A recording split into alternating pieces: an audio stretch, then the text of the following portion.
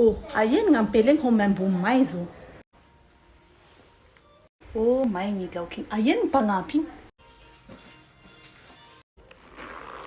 Now, ino raha hinao? Iza zakan madam? Hanao firs ka ngatin ti trano ti folo. Kay hanao ti mangalasa ho. Hitako masno mibilobilo ngatin dessin animé Flash McQueen nga vo. Si hag dessin animé zo madam fang matetik fangatiana tamzay bouquet li babae le 40 volera.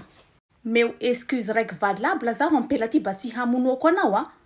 Excuse valable. Si zao izy io madame fa za shaka nangalaka avance spécial agnaty poketranao. Ha, mangalaka avance anao direct agnaty poketra ko. Sa nifapresaka nareo vo poketra ko hangalaka avance ao poketra. Oui ra poketra. Mety. RIP hanao ampela ty. RIP hanao. Zafady madame tena désolé. Na 2 zolé, na 3 zolé, na 4 zolé, na 5 zolé. Maty aminano.